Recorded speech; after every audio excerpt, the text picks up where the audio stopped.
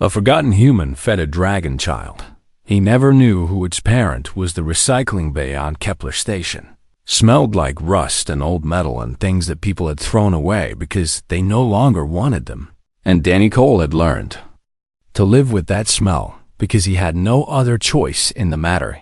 He was 34 years old, and he had spent the last 12 years working in this bay, sorting through the garbage that came from ships and stations across this sector of space.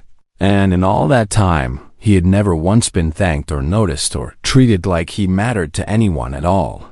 The other workers called him the Ghost because he moved through the station without making a sound, and because most people looked right through him as if he was not even there in the first place. Danny was what the galactic community referred to as a remnant human, and that was a polite way of saying that he came from one of the old colony ships that had been forgotten during the Great Expansion 300 years ago, when humanity had scattered across the stars in desperate search of new homes.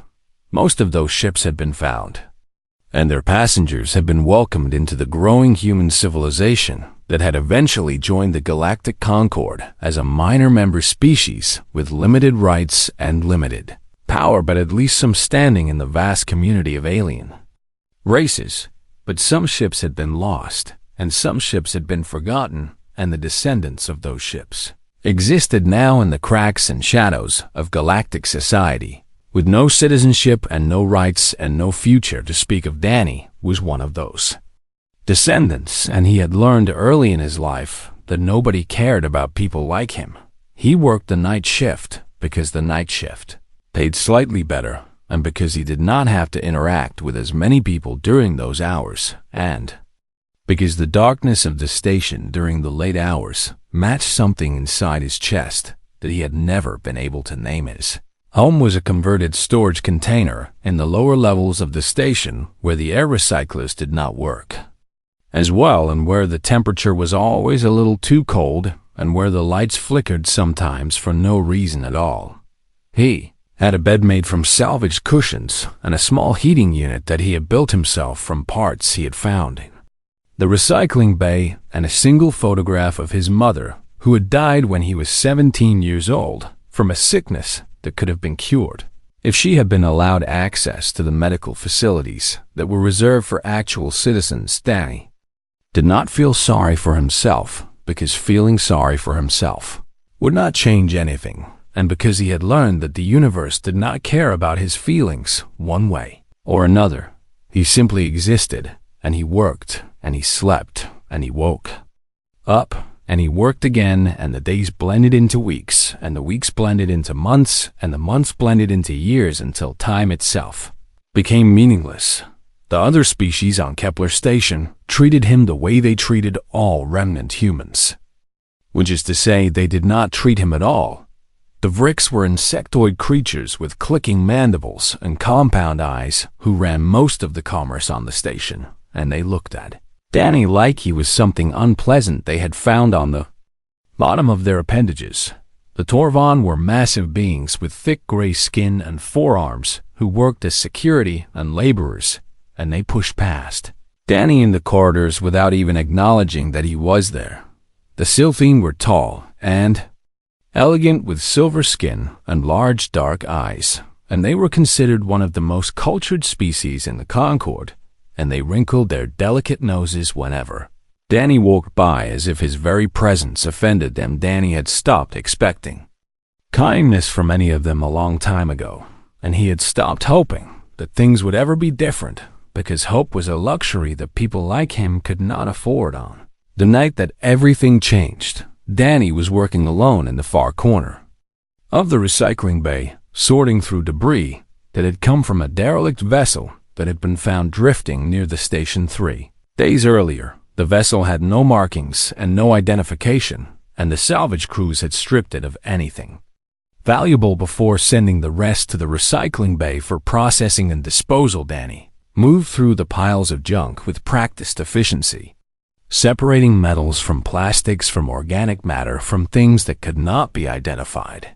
And his mind was empty the way it always was during these long night hours when there was nothing to think about except the work in front of him, he found broken furniture and torn clothing and damaged electronics and containers of spoiled food, and none of it was interesting, and none of it was valuable, and none of it mattered at all. And then his hands touched something that made him stop. It was an egg. The egg was roughly the size of a melon, and it was covered in scales that shimmered between deep purple and black, depending on how the light hit them, and it was warm in a way that made Danny's calloused fingers tingle with a strange energy he had never felt before. He held it up to the dim light, and he looked at it, and he felt something stir inside his chest. Something that he had not felt in many years. Something that might have been wonder, or might have been fear, or might have been both at the same time.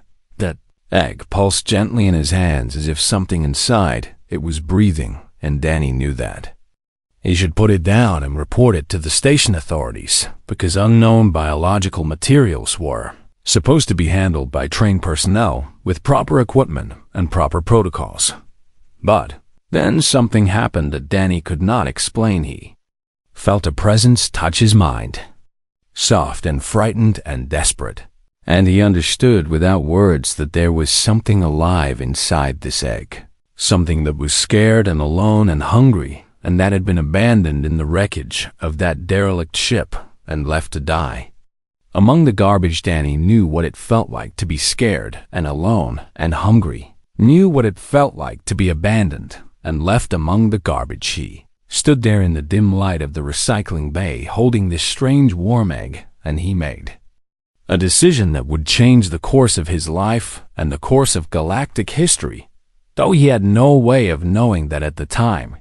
Tucked the egg inside his jacket, where it rested against his chest, and he felt its warmth spreading through his body, and he walked out of the recycling bay and through the corridors of the station and down to the lower levels where his storage container home waited in the shadows. Nobody stopped him because nobody ever stopped him because nobody ever noticed him at all. Danny Cole, the ghost, the remnant, the forgotten human, carried his strange treasure home, and he did not know that he had just adopted the child of the most powerful being in the known universe. A forgotten human fed a dragon child. He never knew who its parent was. Danny kept the egg hidden in his storage container for 3 weeks, and during those 3 weeks, he learned what it meant to care for something other than himself. For the first time since his mother had died all those years ago, he wrapped the egg in thermal blankets that he had salvaged from the recycling bay, and he adjusted the temperature controls in his small home, even though running them cost credits that he could barely afford, and he stayed awake during the hours when he should have been sleeping, just to make sure that the egg was still warm and still pulsing with that gentle rhythm that told him something was alive inside. He talked to the egg during those sleepless hours because there was no one else to talk to, and because the silence of his container felt different now that he was not alone in it. "I do not know what you are," he would whisper in the darkness, "but I know that nobody wanted you, and I know that somebody left you behind, and I know what that feels like, so I guess we are the same in a way." The egg would pulse a little brighter when he spoke, and Danny chose to believe that whatever was inside could hear him and was comforted by his voice, even though he knew that was probably just wishful thinking. He spent his work shifts in a daze, moving through the recycling bay like a sleepwalker, counting the hours until he could return home and check on the egg and make sure it was still alive. His supervisor of Rick's, named Chitter, noticed that Danny seemed distracted and asked him if something was wrong, and Danny said no, everything was fine, and Chitter clicked his mandibles in what might have been suspicion, but did not press the matter further because Danny was a good worker, and because Chitter did not actually care about the personal lives of the humans who worked under him. The night the egg hatched, Danny was sitting on his bed, eating his usual meal of nutrient paste, which was the cheapest food available on the station, and which tasted like nothing at all, but which provided all the basic requirements for human survival. He was scooping the gray paste from its container with a small spoon when he heard a sound. It was a cracking sound, sharp and sudden, and Danny dropped his spoon and turned to look at the egg, which was sitting in its nest of thermal blankets in the corner of the room. A line had appeared on the surface of the egg, running from top to bottom, and as Danny watched with wide eyes, more lines appeared, spreading across the scaled surface like a web of fractures. He moved closer and knelt down beside the egg, and he watched in terrified wonder as pieces of the shell began to fall away and something began to emerge from inside. It was a dragon. There was no other word for it. No other way to describe the creature that pushed its way out of the broken shell and stood blinking in the dim light of Danny's home.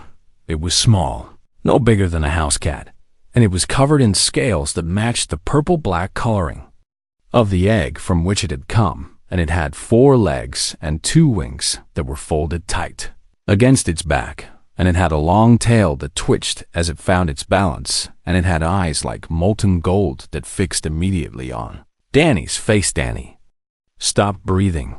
The dragon looked at him with those golden eyes, and then it opened its small mouth and made a sound that was half chirp and half whine, and Danny understood without any doubt that the creature was hungry.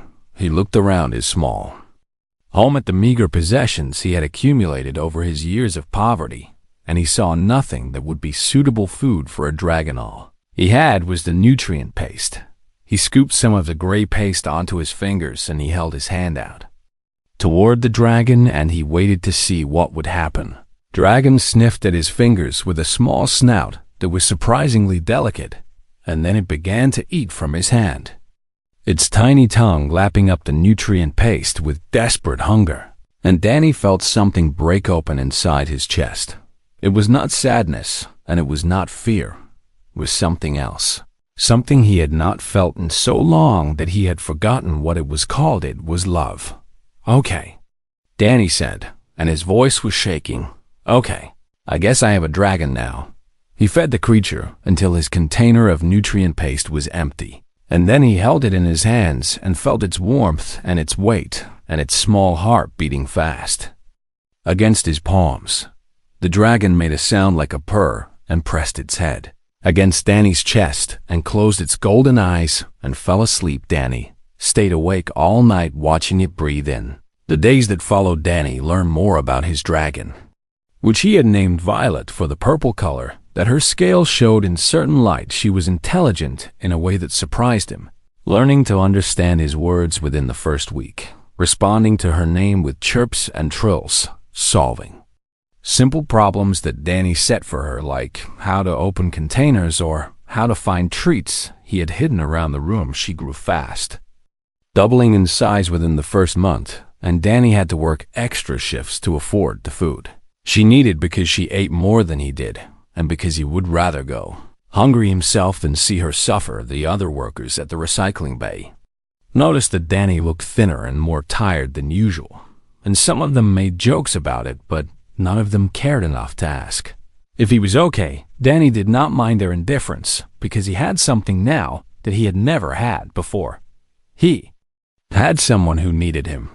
He had someone who looked at him when he came home as if he was the most important person in the universe. He had someone who curled up beside him when he slept, and who chirped with happiness when he walked through the door, and who pressed against his legs when she wanted attention, and who made him feel for the first time in his life that he mattered. "I do not know where you came from," Danny told Violet one night as she lay across his lap and he stroked her warm scales.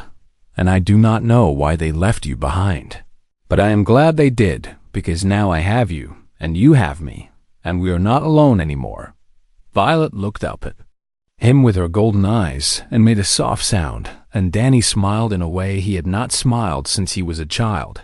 He did not know that Violet's mother was searching the galaxy for her lost daughter. He did not know that the creature he had adopted was not just a dragon, but a void dragon, a being of cosmic power that most civilizations believed to be nothing more than myth and legend.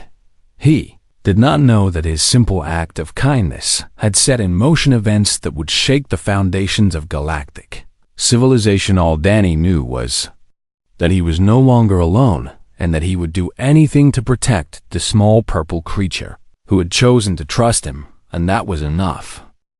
A forgotten human fed a dragon child.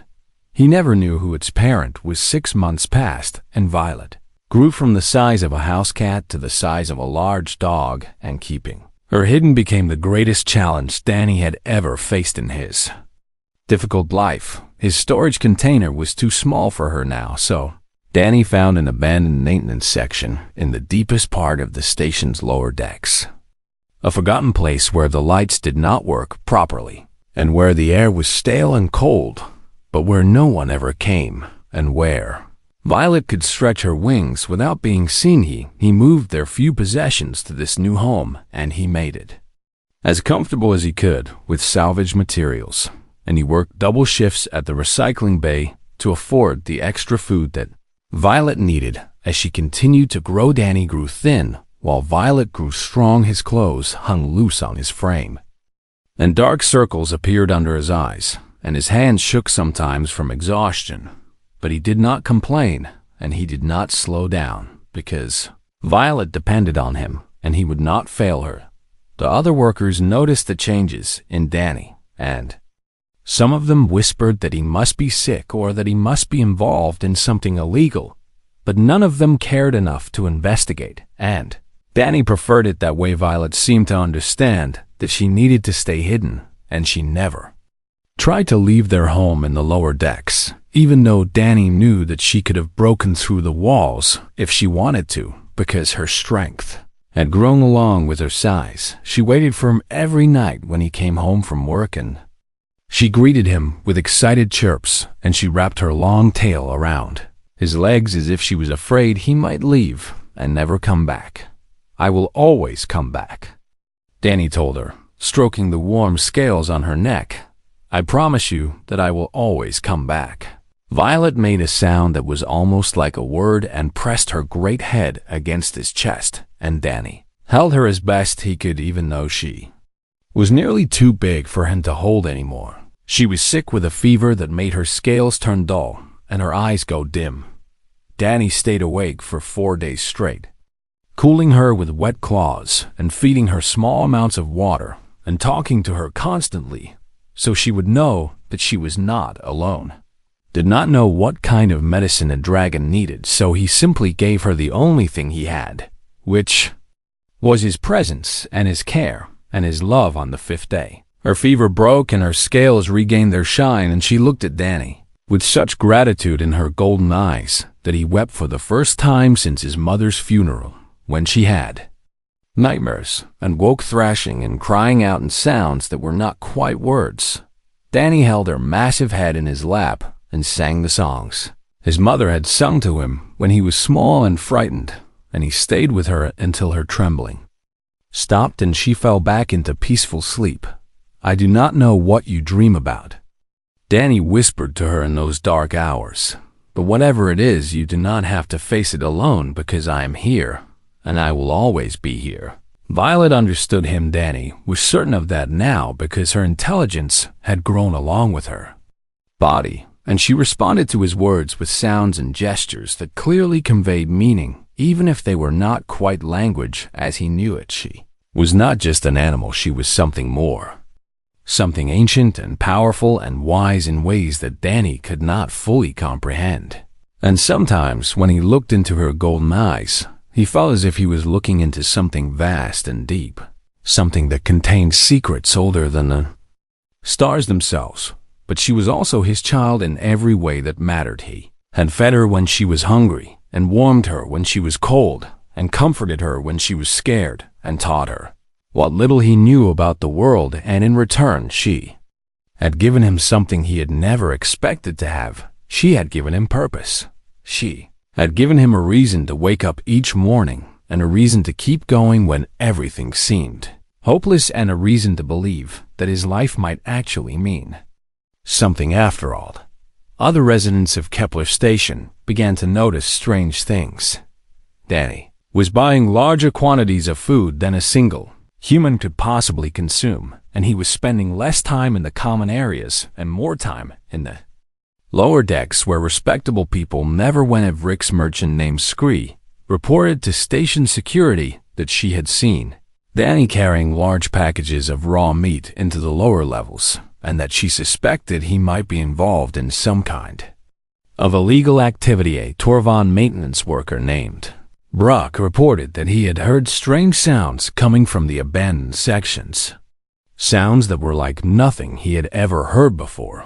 Sounds that made his forearms tremble with an instinctive fear he could not explain. The security chief of Kepler Station was a Torvon named Grek, who had served in the military forces of his homeworld before taking this position, and who prided himself on maintaining order through strength and intimidation.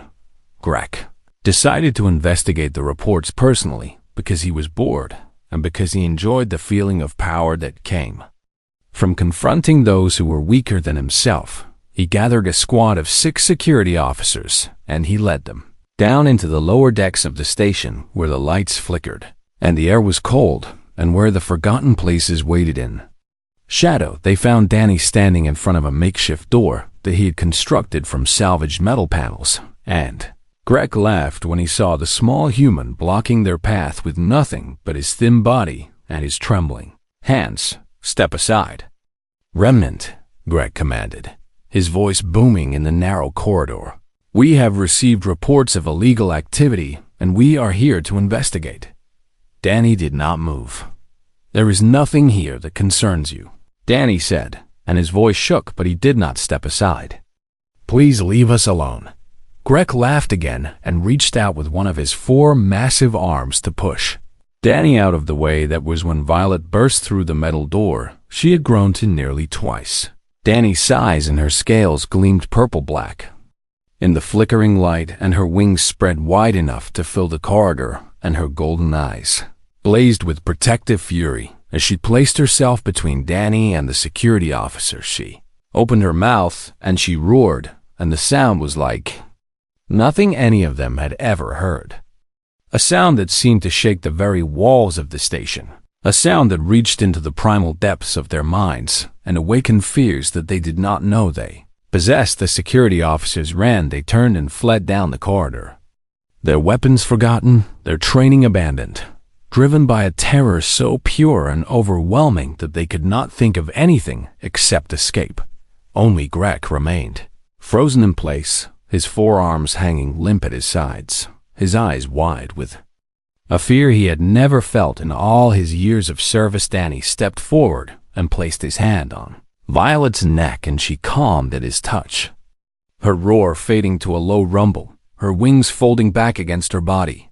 "Please," Danny said quietly, "just leave us alone."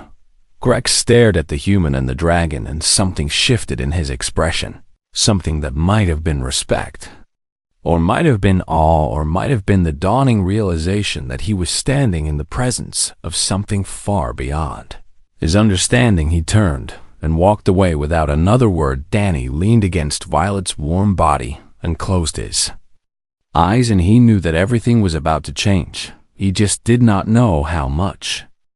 A forgotten human fed a dragon child.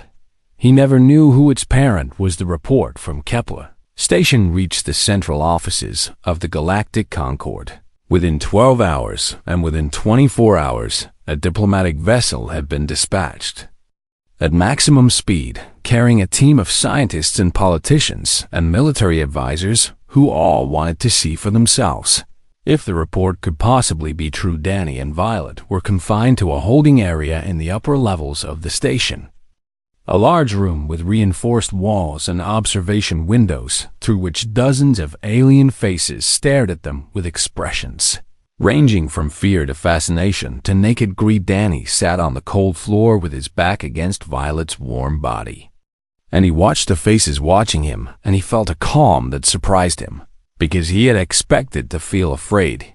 He was not afraid because there was nothing they could do to him that would be worse than losing Violet, and he had already decided that he would not let that happen, no matter what it cost him.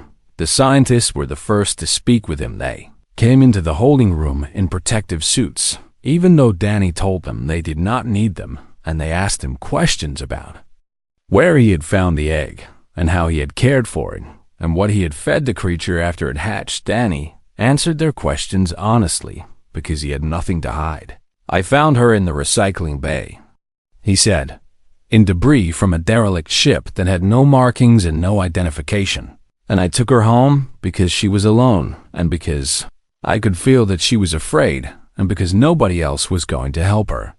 The scientists looked at each other with expressions that Danny could not read, and then they left and were replaced by politicians who asked different questions. Do you understand what you have? A Sylphine ambassador named Valara demanded, her silver face twisted with an emotion that might have been anger or might have been fear. Do you have any idea what kind of creature you have been harboring in the lower decks of this station? Danny looked at Violet, who was watching the Sylphine with calm golden eyes. She is my friend, Danny said simply. The ambassador made a sound of disgust and turned to her colleagues and spoke rapidly in a language Danny did not understand. When she turned back to him, her expression had changed to something that looked almost like pity. The creature you have been caring for, she said slowly, as if speaking to a child who could not understand complex concepts, is a void dragon, a being of such power that most civilizations consider them to be myths rather than real creatures. A being that exists outside normal space and time. A being that is older than most of the stars in this galaxy. Danny looked at Violet again. She did not look like a myth. She looked like his friend. A single adult void dragon, the ambassador continued, has enough power to destroy an entire planet. A single adult void dragon once ended a war between 12 species simply by appearing in their territory. The void dragons are not gods, but they are the closest thing to gods that the universe has ever produced. Danny was quiet for a moment. She likes nutrient paste, he said finally, and she does not like loud noises, and she has nightmares sometimes, but she feels better when I sing to her. The ambassador stared at him as if he had spoken in an unknown language. You do not understand, she said, and her voice was sharp with frustration. The mother will come for her child. The mother will come, and when she arrives, she will destroy this station and everyone on it for daring to touch her offspring. We are all going to die because of what you have done. Danny felt Violet press closer against his back, and he reached up to stroke her neck the way he always did when she was upset.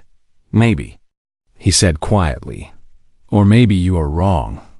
Maybe she will be grateful that someone took care of her daughter when she could not. The ambassador laughed, but there was no humor in the sound. Grateful, she repeated. You think one of the most powerful beings in the universe will be grateful to a forgotten remnant human who fed her child paste from a recycling bay? Danny did not answer because there was nothing he could say that would make them understand. They left him alone after that. Alone, except for the guards who watched from outside the observation windows and the scientists who continued to take readings and measurements through remote sensors.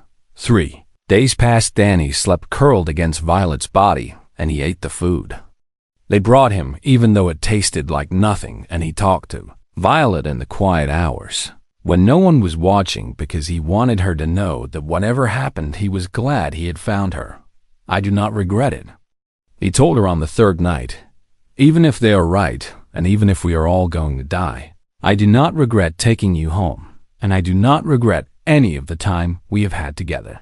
Violet made a soft sound and laid her great head on his lap, and looked up at him with those golden eyes that had looked at him since the moment she hatched. You are the best thing that ever happened to me, Danny whispered, and I hope you know that. The alarm started screaming at exactly 3:17 in the morning. Danny was on his feet immediately, and Violet was beside him with her wings half spread and her golden eyes alert and searching for the source of the danger through the observation windows. Danny could see people running, and he could see the fear on their faces, and he knew, without being told, that something terrible was happening. Then he felt Ida presence, vast and ancient and terrible, pressing against his mind like a weight that threatened to crush him. And Danny understood with sudden clarity what the ambassador had meant when she said the mother would come. The ceiling of the holding room was transparent, and through it Danny could see the stars of normal space, and Then the stars disappeared. Something had appeared between the station and the rest of the universe. Something so large that it blocked out the light of distant suns. Something that moved through the void with a grace that defied all laws of physics. Something that was alive and aware and very, very angry. The Void Dragon Mother had found her child. She was vast beyond comprehension. Her body stretching across the starfield like a living nebula. Her scales shimmering with colors that had no names in any language Danny knew. Her eyes like twin suns burning with ancient fury. She spoke, and her voice resonated in every mind on the station simultaneously. A voice that was not sound, but something deeper. Something that bypassed ears entirely and planted words directly into consciousness. Who took my child?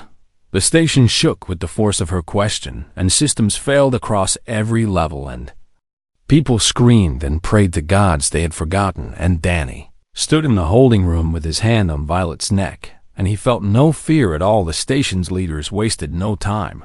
They pointed at Danny through the observation windows, and they told the mother that he was the one who had taken her daughter, and they begged for mercy and promised that they would deliver him to her. For punishment, Danny watched them betray him without surprise. He'd expected nothing else from beings who had treated him as less than nothing for his entire life. He looked at Violet and he smiled. "It is okay," he said softly. "No matter what happens, it is okay, because I got to have you in my life, and that is more than I ever expected." Violet pressed her head against his chest and made a sound that was almost like a word, almost like goodbye. A forgotten human fed a dragon child. He never knew who its parent was. They brought Danny to the largest hangar bay on Kepler Station, a vast space normally used for the repair and maintenance of large vessels. And they retracted the ceiling to reveal the impossible creature that waited in the void above. The Void Dragon Mother filled the sky. She was so large that Danny's mind could not fully comprehend what he was seeing.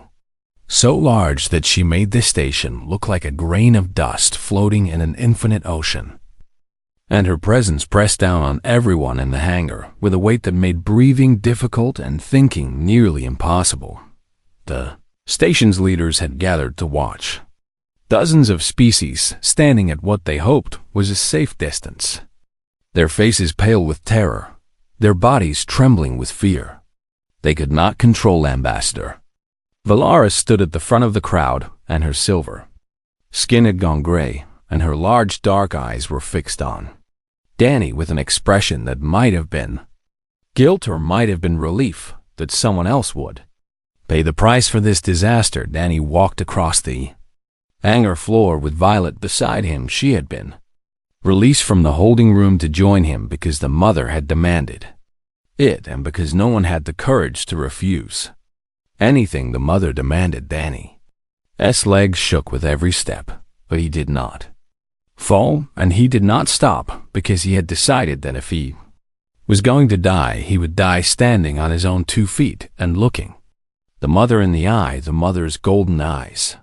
So like Violet's eyes, but vast enough to swallow worlds. Fixed on the small human, who approached without running or screaming or begging for mercy. "You."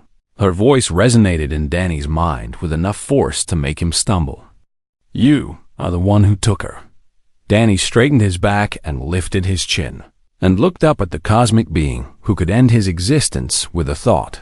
"I found her," he said. And his voice was quiet, but it did not waver. She was abandoned in salvage from a derelict ship.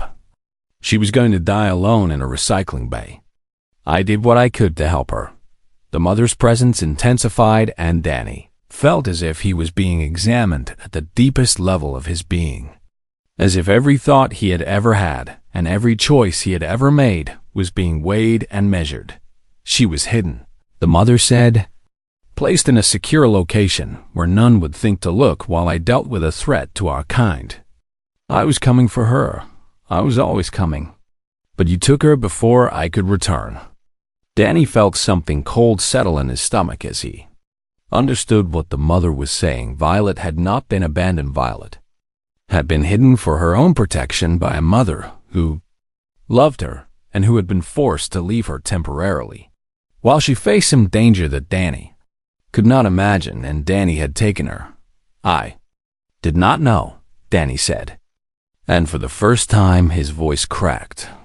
I felt her fear and her loneliness, and I thought she had been thrown away like I was thrown away, and I could not leave her there to die. The hangar was silent, except for the soft sound of Violet pressing against Danny's side. "You are nothing," the mother said. And her voice was not cruel, but simply factual. "A forgotten creature from a forgotten species. You have no power and no standing and no worth in the eyes of the galaxy. You could not have protected her from the dangers I faced. You could have given her nothing that mattered." Danny felt tears running down his cheeks, but he did not wipe them away. "I know," he whispered. "I know I am nothing. I have always known that. But I loved her, and I took care of her the best I could, and I would do it again, even knowing what she is, and even knowing what you could do to me." The mother was silent. Violet made a sound. A complex vocalization that was clearly communication rather than simple noise. And Danny understood that she was speaking to her mother. In a way that he could not hear, the silence stretched on the stations. Residents held their breath and waited to die. And then the mother spoke again, and her voice had changed. The fury replaced by something else, something that Danny could not identify. "The other species on this station," she said slowly. "They have power and standing and worth by the measures of your civilization. They have technology and weapons and resources.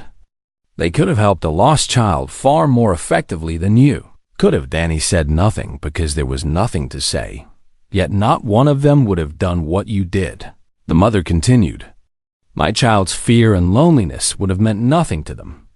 They would have sold her or killed her or used her as leverage against me. They would have seen her only as an opportunity or a threat." The mother paused. "Only you. The forgotten one, the powerless one, the worthless one by their measurements. Only you looked at my child and saw a child. Only you answered her need with kindness instead of calculation." Danny felt Violet's warmth against his side, and he reached up to stroke her neck one more time because he thought this might be the last chance he would ever have. "Among my kind," the mother said, "we do not measure worth by power or standing or the judgments of lesser beings. We measure worth by how a soul treats those who are weaker and more vulnerable than itself." Her voice grew softer, though it still filled Danny's mind completely. "By this measure, small human, you are the richest being I have ever encountered in all my long existence."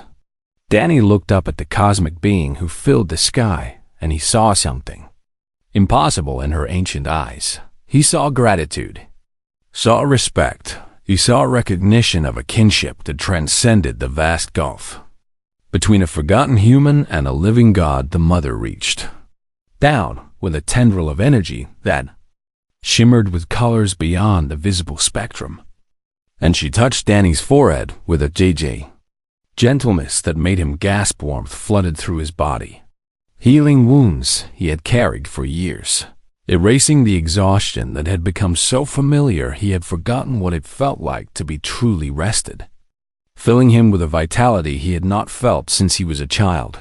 "You will want for nothing for the rest of your days," the mother said. "My daughter has chosen you as her family, and that choice will be honored.